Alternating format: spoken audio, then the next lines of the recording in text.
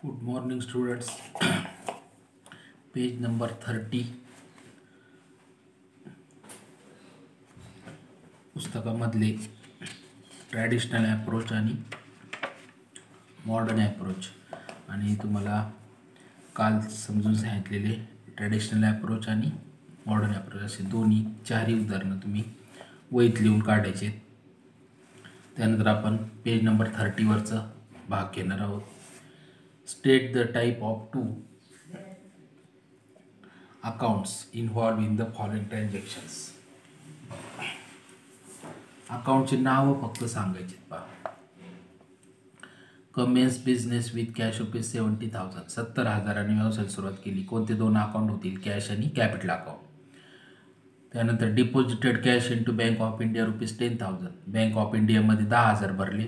दोन अकाउंट होतील, Bank of India account आणि कॅश अकाउंट. त्यानंतर withdrew cash from Bank of India for office use ₹5,500. Bank of इंडियामधून आपण कॅश काढली ऑफिसच्या कामासाठी. दोन अकाउंट होतील, कॅश अकाउंट आणि Bank of India account. Purchased goods for cash ₹5,000. रोख माल खरेदी केला 5,000चा. दोन अकाउंट, परचेसेस अकाउंट आणि कॅश अकाउंट.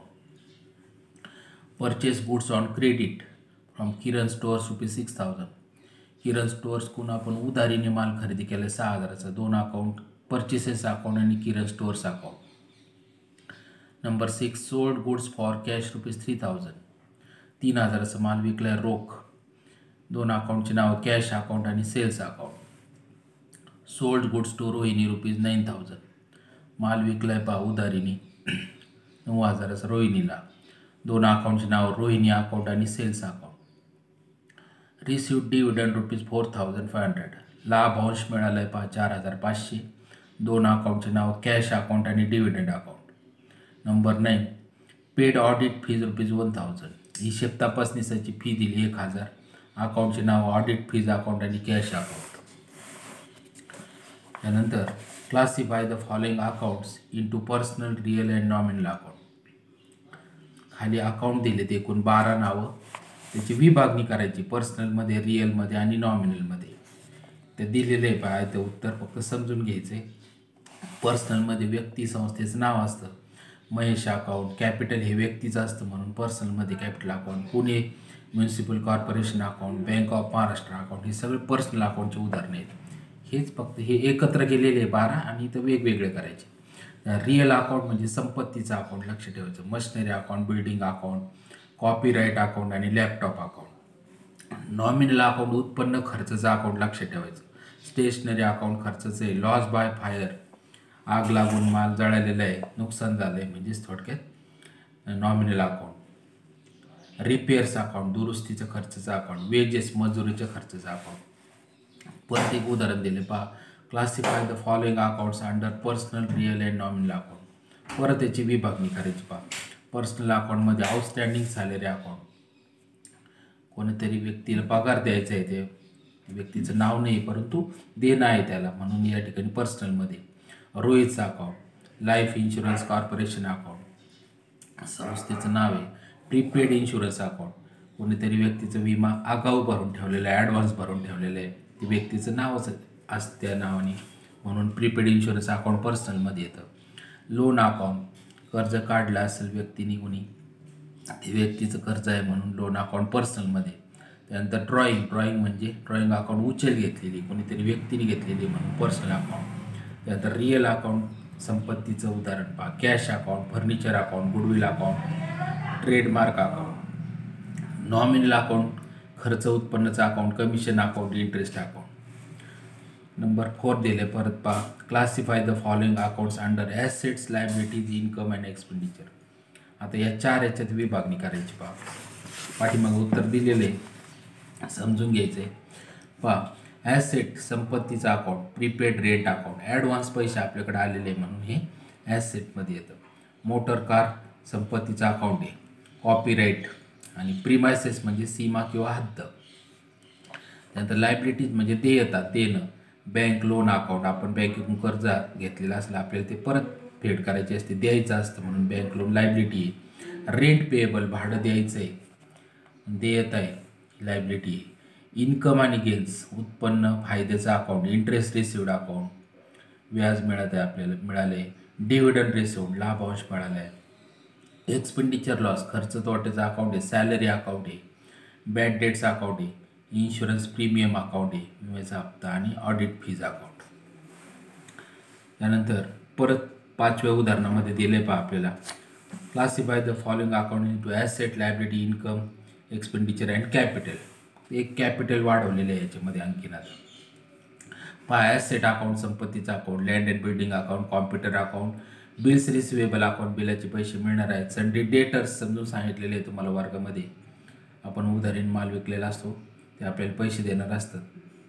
तर गुडविल नावलौकिक इंटँजिबल ॲसेट आहे संपत्तीचा अकाउंट, लाईफ स्टॉक म्हणजे जनावरं संपत्ती आहे, कॅश ॲट बँक बँकेतली कॅश संपत्ती आहे, कॉपीराईट हक्क, लायबिलिटीज देयता सन्ड्री क्रेडिटर्स सावकाराचं काही देणं, बिल्स पेबल बिलाचे पैसे देणं, बँक ओव्हरड्राफ्ट बँकेकडून घेतलेलं अल्पमुदतीचं कर्ज, आउटस्टँडिंग रेंट भाडं द्यायचं आहे देयत आहे, बँक लोन बँकेकडून घेतलेलं कर्ज, इन्कम्स आणि गेन्स उत्पन्न फायदा, interest received discount received, interest on fix deposit आपण मुदत ठेवीवर जे पैसे गुंतवलेले त्याच्यावर मिळालं व्याज आपलं उत्पन्न आहे, रेंट रिसिव्ड भाडं मिळालं, कमिशन रिसिव्ड कमिशन मिळालं, हे सगळे उत्पन्न फायद्याचे अकाउंट आहे. आता एक्सपेंडिचर लॉस खर्च तोट्याचं, डिस्काउंट अलाउड आपण जर कस्टमरला डिस्काउंट दिलं तर आपला तोटा होतो म्हणून डिस्काउंट अलाउड हे एक्सपेंडिचरमध्ये. फ्रेट वाहतूक भाडं, रिपेअर्स अँड मेंटेनन्स दुरुस्तीचं खर्चाचं अकाउंट आहे एक्सपेंडिचर, कॅरेज वाहतूक भाडंचं आहे, प्रिंटिंग अँड स्टेशनरी छपाईचं काही साहित्य वगैरे स्टेशनरी खर्चचं आहे, इलेक्ट्रिसिटी बिल लाईटचं बिलाचे पैसे दिलेत खर्च आहे. त्यानंतर कॅपिटल अमीज कॅपिटल भांडवल दिलेले अमीज. अशा पद्धतीने आपण 32 पानावरचा भाग आपण समजून घेतलेला आहे. आता आपल्याला 33 पानावरचा भाग पहा अकाउंटिंग इक्वेशन समजून घ्यायचे. अकाउंटिंग इक्वेशनमध्ये हा फॉर्म्युला तुमचा पाठ पाहिजे, assets is equal to liabilities plus capital. Asset बरोबर लायबिलिटी देयता आणि भांडवल एकत्र केलं तर ॲसेट होते. त्यानंतर दुसरा फॉर्म्युला आहे capital is equal to total assets एकूण ॲसेटची बेरीज मायनस आउटसाइडर्स लायबिलिटी देयता ॲसेटमधून लायबिलिटी वजा केल्यानंतर जे फरक येईल ते कॅपिटल. त्यानंतर assets is equal to capital plus outsiders liabilities asset is equal to liabilities. इथे एक एक्झाम्पल दिले पहा, Rahul started business with cash ₹50,000 50,000 व्यवसायाला सुरुवात केली. Asset is equal to capital plus liability. आता पहा 50,000 कॅश इथं 50,000 घेतले, कॅपिटल व्यवसायात पैसे गुंतवले म्हणजे भांडवलसुद्धा त्याचं किती झालं इथे is equal to capital 50,000. Liability 0 आहे, लायबिलिटी देयता काहीच नाही म्हणजे cash 50,000 is equal to capital 50,000. त्यानंतर दुसरं उदाहरण दिले पहा, Rahul purchase machinery from HP company on credit of ₹10,000 10,000ची मशिनरी घेतली पहा उधारीने. Asset is equal to capital plus liability हे फॉर्म्युल्यानुसार पहा मशिनरी खरेदी केलेली आहे, कॅश प्लस मशिनरी, कॅश किती आता पहिलं उदाहरणातले घेतलेले आहे लक्षात ठेवा, हे कॅश पहिले उदाहरणातले 50,000 ठेवलेले आहे, मशिनरी हे झाले 10, हे दोन्ही झाले ॲसेट. आता कॅपिटल भांडवल पहा या ठिकाणी 50,000 सुरुवातीचा आपण पैसे गुंतवलेले 50,000 आणि मशिनरी उधारीने घेतलेली. आता हे 10,000 रुपये आपल्याला देणं झालेले आहे म्हणजे सन्ड्री क्रेडिटर सावकाराचं देणं 10, हे 50 आणि 10 इथं 60 घेतले आणि हे 50 आणि 10 इथं 60 घेतले म्हणजे या ठिकाणी 60,000 इज इक्वल टू 60,000.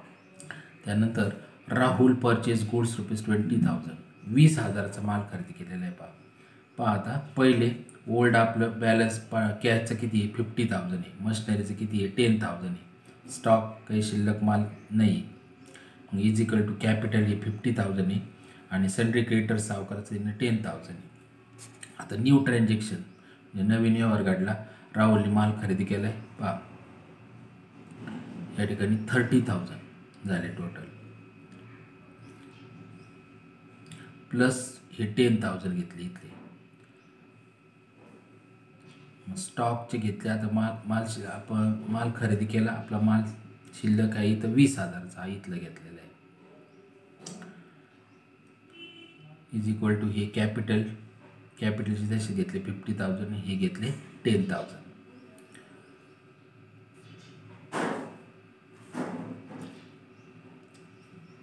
आपण इथं माल घेतल्यामुळं या ठिकाणी ही रक्कम 20,000चं घेतल्यामुळं या ठिकाणी आपले हे 50 बॅलन्स होतं ना, 50मधून 20 गेल्यामुळे इथं 30 झालेले लक्षात ठेवायचं. आणि मग हे 30 आणि हे 10 अशा पद्धतीने हे 10 आणि आता शिल्लक माल आपल्याकडे आहे म्हणून हा 20चा माल शिल्लक आहे. अशा पद्धतीने हे 30 अधिक 10 अधिक 20, 30 अधिक 10 अधिक 20 इथं 60,000 आणि इकडं 50 अधिक 10 हे 60,000. दोन्ही इक्वल करायचे आहे, इक्वल फॉर्म्युला दिलेले आहेत ते. त्यानंतर आता पहिलं उदाहरण आपल्याला एक समजून दिलेलं आहे. पहा हे उदाहरण, एवढा भाग मला वाटतं तुम्हाला आज अभ्यासाला भरपूर होईल, एवढं लिहायचं आहे तुम्हाला. हे उदाहरण मी त्या ठिकाणी समजून दिलं असतं पण तुमचं परत भाग राहून जाईल. ठीक आहे, 34 पान आपण कंप्लीट करू. Show the accounting equation for the following transaction. Rohit Sharma started business with cash ₹50,000. 50,000 asset, liability 0 आहे. कॅपिटल भांडवल त्याचं 50,000 आहे, झालं आहे. हेच परत खाली घेतलं. 50,000 इथे 0 आणि 50,000. दुसरं ट्रान्झॅक्शन आहे purchase goods from Dhoni on credit ₹10,000. उदाहरण माल खरेदी केला आहे. पहा आता माल खरेदी केला, आपल्याकडे माल आला आहे 10,000, इथं वाढले. उदाहरण खरेदी केल्यामुळे लायबिलिटी देयता वाढली, 10,000 झाली. इथं 0 येईल कॅपिटल. म्हणजे 50 आणि 10 60, हे 10 तसेच, वरचे 50 तसेच. त्यानंतर sold goods to Virat on credit ₹20,000. उधारीने माल विकला आहे. पहा उधारीने माल विकल्यामुळं पहा त्या ठिकाणी आपली कॅश कमी झाली 20,000, बरोबर आहे. आणि उधारीने आपले पैसे येणार आहेत म्हणून इथं +20,000, -20,000 आणि इथं +20,000. म्हणजे हे 60 तसेच येतील, मायनस प्लसचं काहीच होत नाही. 60 तसेच घेतली. हे 10,000 लायबिलिटी तशीच आहे. त्यानंतर हे 50,000 कॅपिटल तसेच आहे. Receive dividend ₹500. ₹500 आपल्याला लाभांश मिळाला. पहा आपलं ॲसेट वाढली. पहा इथं 60,000 अधिक 500 झाले, तर 60 500 झाले. हे 10 तसेच. त्यानंतर कॅश मिळाली, आपलं भांडवल वाढलं. 50,000 अधिक 500 इथं 50 500 झाले. त्यानंतर पेड फॉर ॲडव्हर्टाइजमेंट ₹500. जाहिरातीचा खर्च ₹500 केला. पहा पैसे गेलेत, आपले ॲसेट कमी झाले म्हणून इथं वजा 500 केले. पहा -500. हे 10 तसेच घेतले. त्यानंतर कॅपिटल भांडवल कमी झालं, आपले पैसे गेलेत 500 आणि इथं 500 वजा केले. मग इथं 60, 500तून 500 गेले, हे 60,000 येईल टोटल. इथं इक्वल टू ते हे 10 तसेच. त्यानंतर इथले 500 वजा केले, हे 50,000. म्हणजे 50 आणि 10 60 आणि 60. अशा पद्धतीने इक्वेशन आपल्याला असं सोडवायचं होतं. एक उदाहरण पण आपण समजून घेतलं. पुढचे उदाहरण आपण पाहू. प्रयत्न करा तुम्ही दुसरं तिसरं उदाहरण सोडून दिलेलं उद्याच्या तासाला आपण ते समजून